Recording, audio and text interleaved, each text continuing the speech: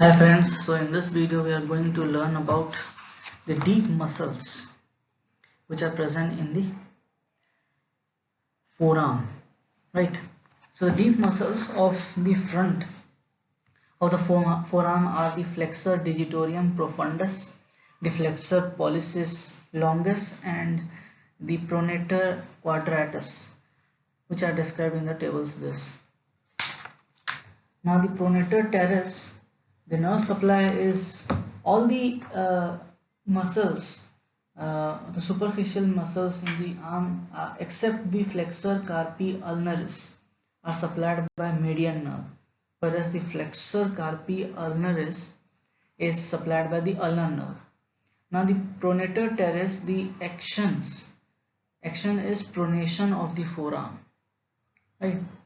Flexor carpi radialis, similarly, it flexes and abducts the hand at the wrist joint. Palmaris longer, which is supplied by median nerve, it flexes the wrist joint, wrist.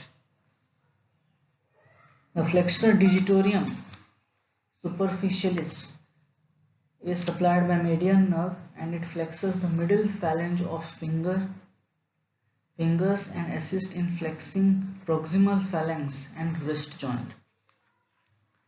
Now, the anterior interosseous nerves and the vessels descend on the anterior surface of the interosseous membrane between the flexor digitorum profundus and the flexor pollicis longus.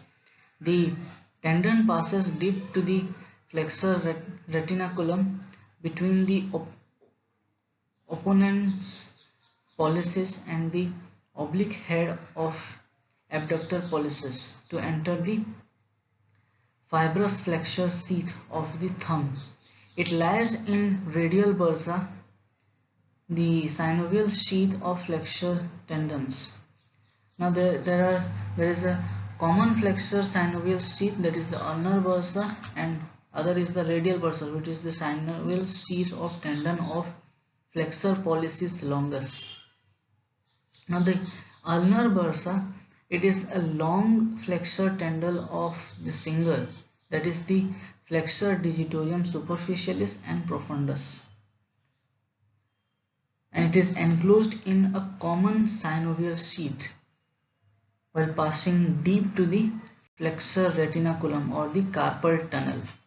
The carpal tunnel is the flexor retinaculum.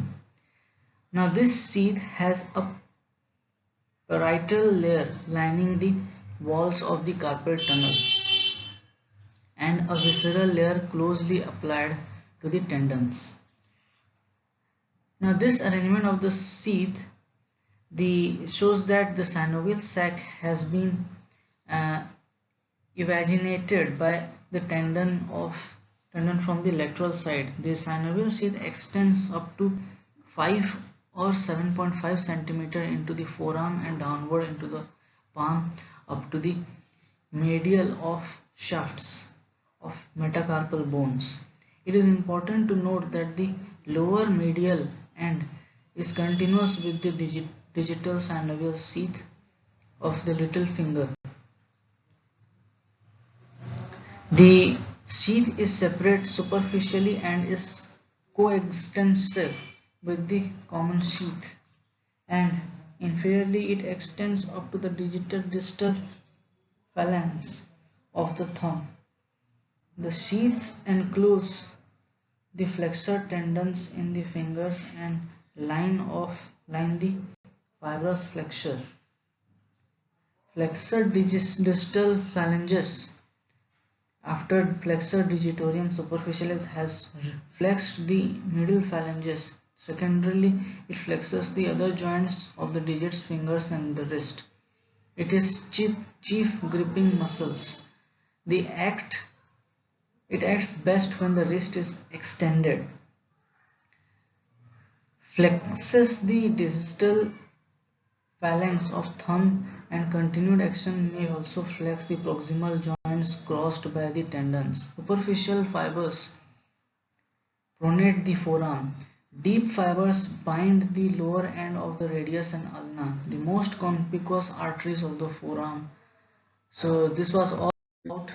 If you liked, then please subscribe the channel. Thank you.